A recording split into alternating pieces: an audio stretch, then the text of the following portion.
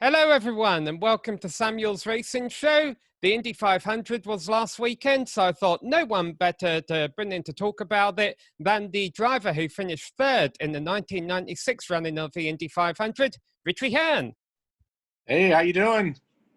I'm doing all right. I got to enjoy a lot of great racing last weekend. Obviously, NASCAR was in action with Kevin Harvick and Denny Hamlin being dominant in Dover. MotoGP was in action, another crazy race over there. But of course, the race at the end of the weekend that steals all the headlines is going to be the Indy 500. Yeah, I saw all the MotoGP stuff too. That was crazy. But my big event on Sunday was watching the Indy 500. And as always, the Indy 500 sells itself on being the greatest spectacle in motorsports. And I think no one can ever argue with that. You know, watching a field of 33 cars go around there for 500 miles at 240 miles an hour is absolutely thrilling. The problem, of course, this year, Richie, was that there weren't any fans. Did that detract from your viewing experience at all? Because at the end of the day, the on-track action was still fantastic. Yeah, unfortunately for me, it wasn't the same. The racing was fantastic. I was into the race. I've watched a lot of racing since the COVID thing, and it was the one time where I felt like it just wasn't the same. And I think it's just the way the place is designed, where the fans are right on top of it, and the amount of people, and the pageantry, and everything. It just kind of felt like I was watching almost like a practice session almost. So, and that's just the way it is right now. And I'm glad we got the race off, and they did have it. I mean, the option was not to do it, and it was a fantastic race.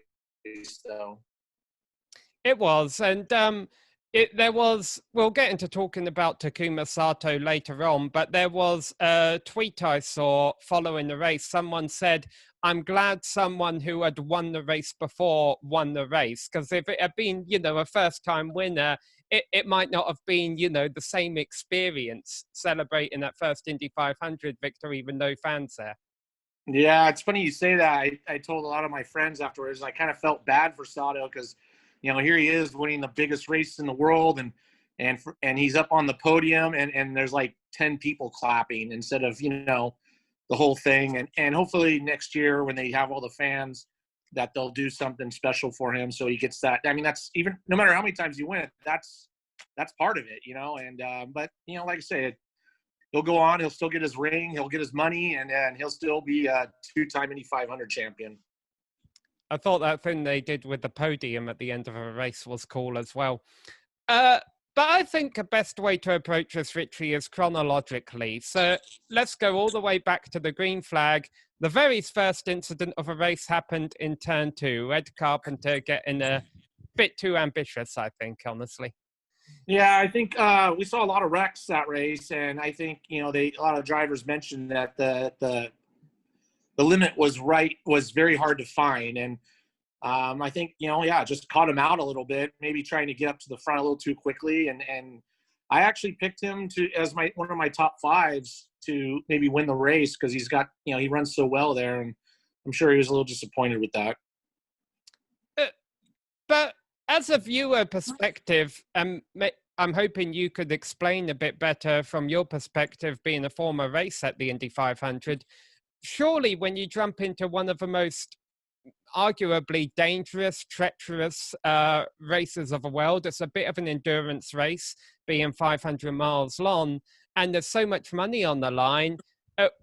Surely on lap 1, your goal's just got to be survive. Yeah, but it's hard to keep your emotions in check, and especially if your car's feeling good. You want to get up into the top 15, top 10 right at as soon as you can, so you can kind of run your race. It's just a product of maybe not qualifying as good as he liked, and it puts you in a little bit of a box. We saw that from some of the Penske guys as well. They didn't qualify so good, and they had to kind of force the issue, and unfortunately it catches the best of them. And like I said, the limit is so fine that you could just be good, gone. And I think, the conditions were a little bit hot. It was definitely windy out there. They didn't really talk about much, but that affects that track a lot because of the way it's shaped, and it kind of swirls in there, and then it just doesn't take a little bit more than a gust of wind to kind of throw you off your line.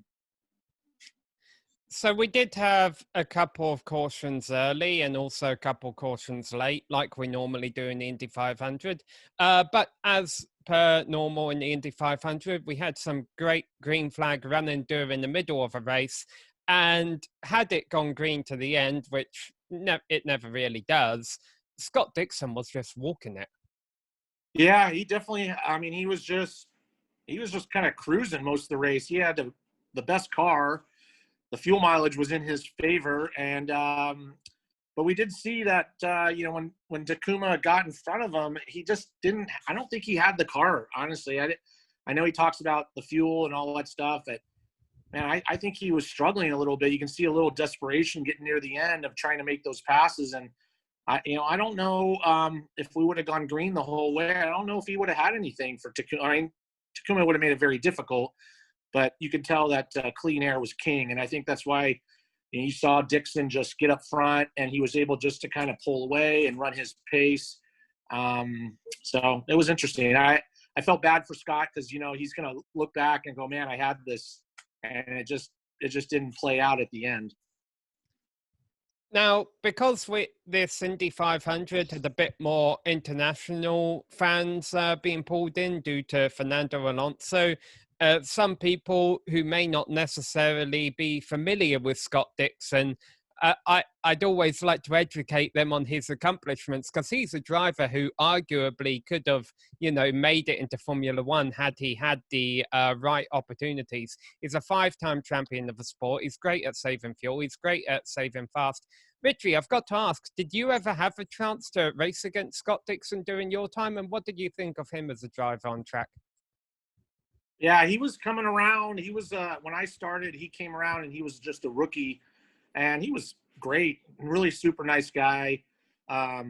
His wife is really nice, good, just a good guy to race with. But I don't think he gets the credit for what he deserves for how good he is. Maybe because he's stuck in IndyCar his whole career. I mean, he's 40 years old, and he's by far the best driver out there right now. He's probably going to win the championship unless something happens, again. And probably should have about 2 or 3 Indy 500 wins in his belt, but he's got one, and he is a class act. He's one of the best guys out there. Another driver we need to mention during this race, and I think one of the more controversial talking points during the race, and I'm curious to get your views on this, Richie, Alexander Rossi. I mean, okay, let's ignore the fact that he crashed out of a race. That was his mistake, but he never would have been that far back in traffic dealing with that dirty air in the first place without the penalty. I'll share my views on the penalty in a moment, but I want to get yours.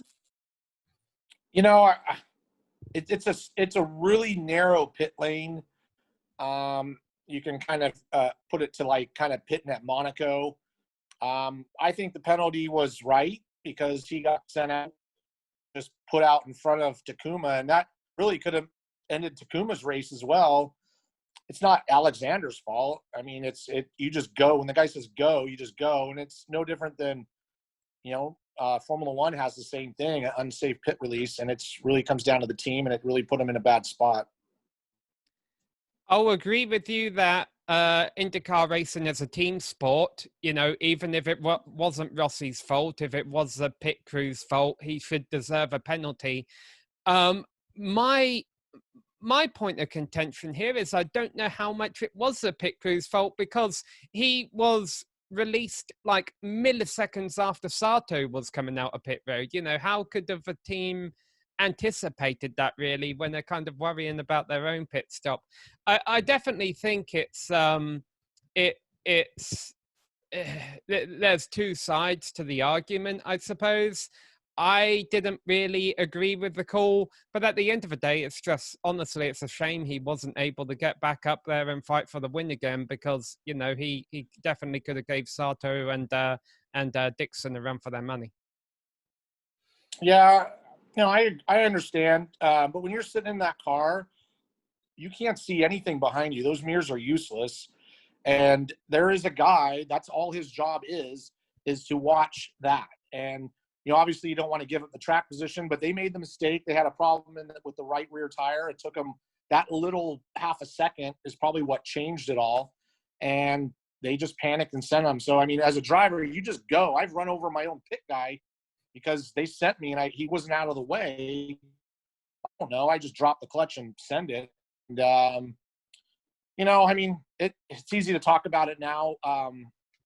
It's going to be a tough pill to swallow, but that's 2 years in a row that pit stops have cost him a chance at winning. And maybe he could have been a little bit more careful trying to get to the front. I mean, there was still a decent amount of time, but it is what it is. It is what it is indeed. So, as you mentioned, the race kind of had a few more cautions. The fuel strategy wasn't much of an issue as we got in the closing laps, although Scott Dixon thought it was. He kind of uses that as his excuse, I guess, for not pressuring Sato more in the closing laps.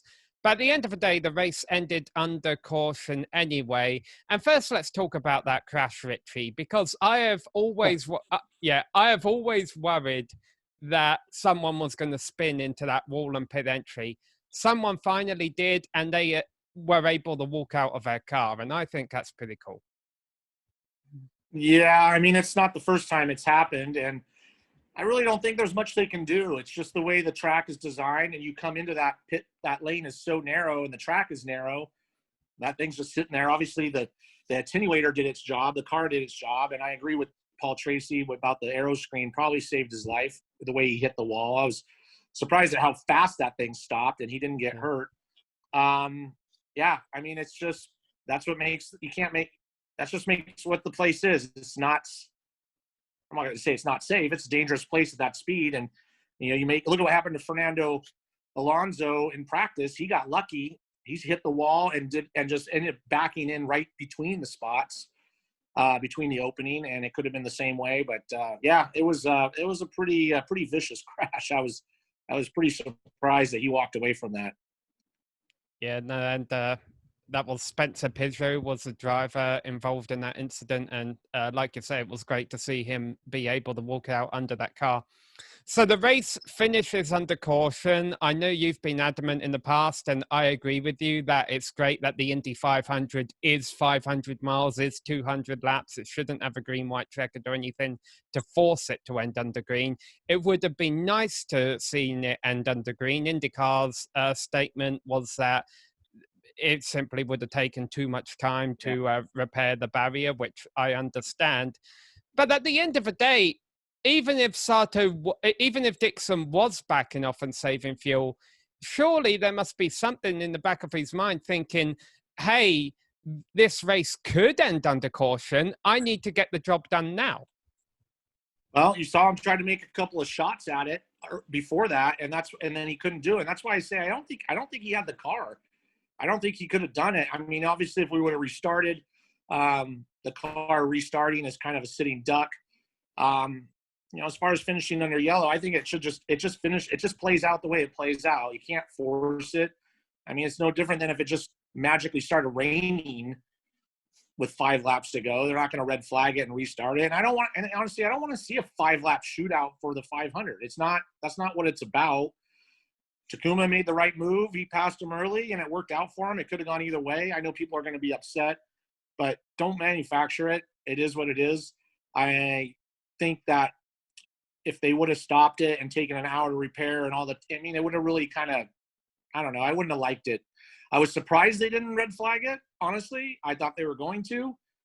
In the end, I'm kind of glad they didn't. Because if it did go green, I don't think the result would have been different, to tell you the truth. I think it was done. I think Takuma had gotten through the lap traffic. He had a buffer between him and Scott, and that was it. It was him to lose at that point. So let's talk about Takuma a little bit here.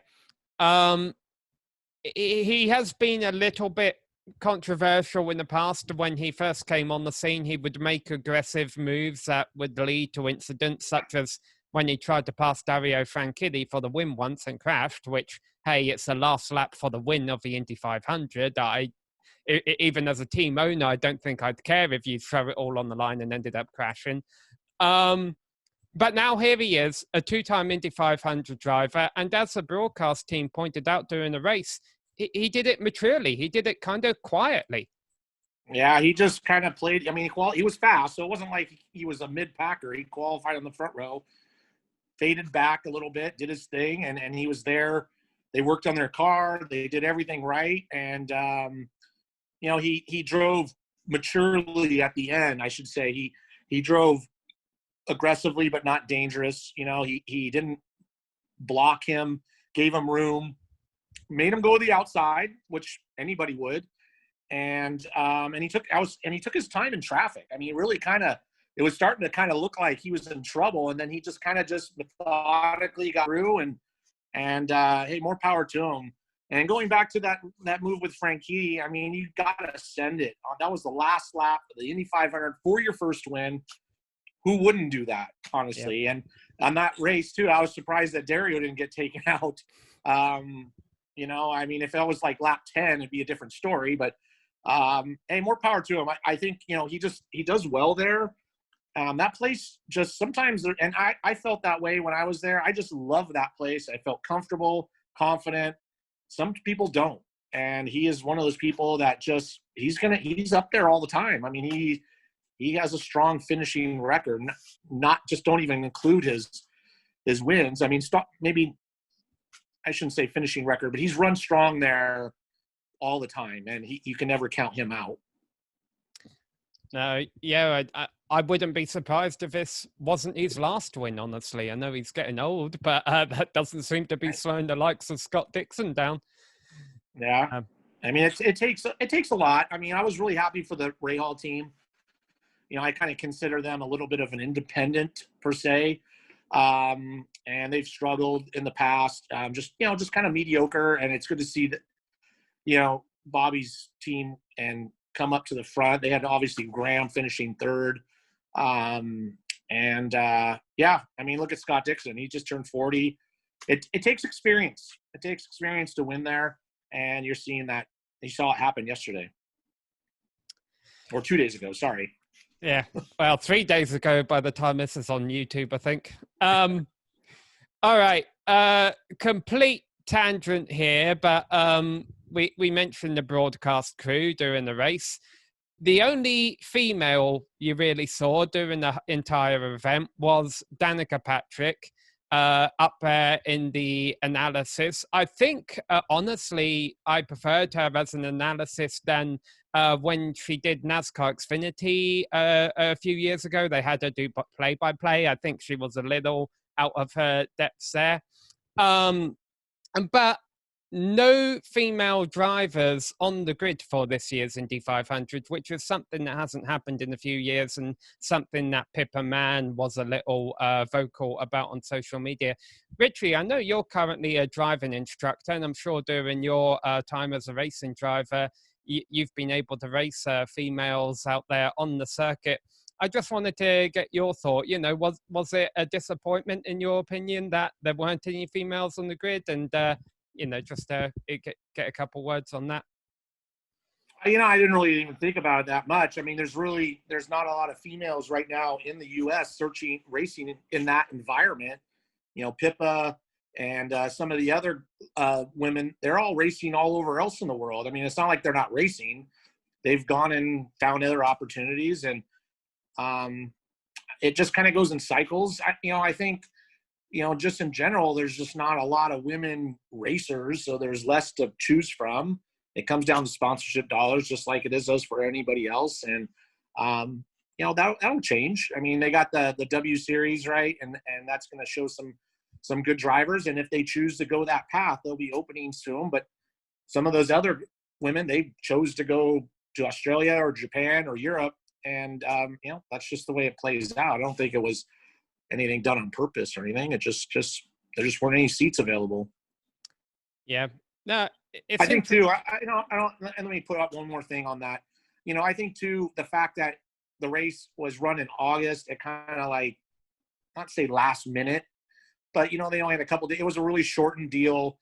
if this race would have played out normal, forget all this COVID stuff, just a normal year, gone to Indy, a couple weeks at Indy, I think you would have seen some women get a seat. I mean, there was no bumping. It was just the 33 cars. And I think that had a play in it too. I mean, I think just the opportunities just weren't there for anybody outside the box really to kind of get into the race. Yeah. No, and even though Pippa Mann, going back to her, she's actually been a little vocal against W Series on social media.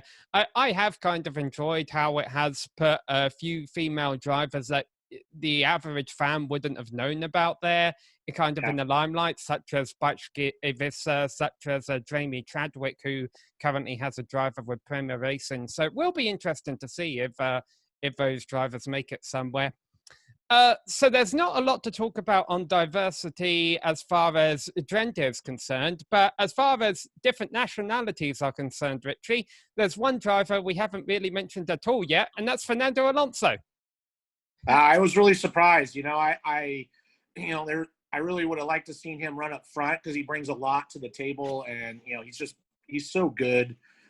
He showed it the first year he ran there, and yeah, I was surprised. I mean, I was really surprised that, his two teammates were up front and he wasn't. And I know he had some, I guess in the end, they were having some clutch problems. And so on his pit stops, they were having to push start it. And obviously that's constantly putting you back in the field. And if his car just wasn't that good, I guess, it just wasn't that good when you're stuck back in the 20s. It's tough to get up there. And if you're having problems in the pit stops, you have no chance to get those free passes. So I was surprised at that, at least they didn't. I'm glad though that they didn't spotlight him. He wasn't running good, so don't cover him. Cover the guys that are running good. And I felt bad for Palou because right when they put the camera on him and talked about how good he was, he wads it up into the fence. And so, yeah, I mean, that's just the way that place is. Sometimes you just don't have it. And as a driver, you can only do so much. You can't power through a not so good handling car, and it just didn't work out for him. It was interesting to see Alonso kind of have an optimistic tweet following the race saying, "I finally finished one," and that is a good point. True. And honestly, before he had all his pit stop issues, he was hanging out at the tail end of a lead lap. That's how I get through. That's how I get through our Indy 500 races on iRacing in Lionheart, and that normally gets me a top 15. I think he could have done something similar, but yeah, and that honestly, that might have been their plan. Hey, just be cool, just stay on the lead lap, and that's what you have to do. The last, half of the race, we'll go for it, and obviously they don't plan for having a clutch problem, but that put them out of the race. I mean, as far as winning anything, so. Who knows? And sometimes you just have those days. They just, like I said, I've had them. You just don't have it. You're just going to get what you get. And that's what makes the place so special is you got to have everything working for you. The pit stop strategy, the car, the pit stops, the restarts, just everything's got to work for you. And it just wasn't for him this time. Last question I've got for you, Richie. On the scale of 1 to 10, racing packages obviously change each year. Considering this year's racing package, how would you rate the race, rate the package, rate the racing of the 2020 Indy 500? Yeah, on a scale, 10 being highest. Yeah, I would put the race at about a 7. I mean, it wasn't the greatest race, but I didn't take a nap during it, and there was a lot of changing pieces. For a while it looked a little bit weird when Rossi and Scott were kind of switching spots, saving fuel, blah blah blah. That's boring, but that's how it was playing out. And then all of a sudden it changed. We had some wrecks. You got to have some. You can't just run around and just be this perfect bubble the whole time. And so there was some risk going on. So I'd say 7.5, and to me that's pretty high. The package I thought is good. When the aero screen first came out, I thought, but I actually like the car the way it looks with it. Especially the way they've done the graphics on it, and when they showed some replays of even just last year without it, it looked weird. without the aero screen, honestly. I thought that the package was good. I don't think the conditions were that great. It's very hot and humid and windy that time. So I think the cars were handling good. Yeah, I mean, I don't want to see a super speedway race. I don't want to see a full draft package. I want to see some passing, but I want to see everybody. I want to see people earn the pass. Like, you have to make it happen. You can't just draft up and, you know, have DRS and blow by somebody. You got to earn that pass. And to me, that's what makes it special. And I thought the car was good. I mean, I thought the tires were good. Nobody was having issues, but the, you know, tires were important. It was kind of a good balance, I thought. Overall, I was enjoyed with it. I just wish, like I say, probably the only reason why I would knock it down to a 7.5 is just not having the fans and just the pageantry and the whole thing in the morning I mean, it's just, that's like 50% of the event, whether you're watching it or even being there. I'm sure being there was just kind of awkward. But we did get it through, and hopefully that'll change for next year. It is interesting how, even though the package changes each year, sometimes IndyCar gets it better than others. The Indy 500 is still always a fantastic event. The cars are always going 240. They're always on the limit. There's always opportunities to pass because of the way the slipstreaming works down the straights. Sure. And there's always opportunities to get it wrong. Yeah, I mean, if you go back to some of the races in the 80s and stuff, and, you know, the leader would be a full lap ahead of everybody, they were still good races. So I think they got a good balance with having a decent draft package that's not too heavy, but, you know, it's pretty good. And yeah, I think it was a good event, and hopefully, like I say, fans are back next year and we see even a better one. All right. Well, coming up this weekend, NASCAR's at Daytona, the last race of the regular season. Formula One is at the Belgium Grand Prix, which, of course, always makes some good highlights. And IndyCar has a doubleheader at Gateway. So we'll see how that plays out. Which one are you most looking forward to this weekend, Richie? Oh, Spa, of course. I mean, I probably won't even watch the Daytona race, but I'm looking forward to them being at Spa. It's the best track, I think, on their calendar. And you know, obviously the Mercedes have been blowing everybody away, but there's still some great battles in between and the drama. So always looking forward to that. I wish there was MotoGP. I love MotoGP, but we got a week off from that. Okay, final thought. That last turn pass by Oliveira was brilliant. Dad and I started bursting out laughing just because the way he comes on camera and goes ahead. Yeah, and the way the announcers are losing their minds is awesome, and that's what MotoGP has done all year. It's been amazing, and I don't want to just, you know, credit the IndyCar race they're at Gateway, right? Yes. But it's always kind of a letdown after Indy when they go there. They might have a good race, but, you know, you're you almost need a little bit of a break. Yeah. All right. Well, it's been interesting to get your thoughts, Richie. You know, being a former IndyCar driver yourself, I always like to get different perspectives on the Indy 500. But so thanks for sharing them, and hope you enjoyed it. Yeah. Thank you very much for having me. All right. Well, we'll see you all around.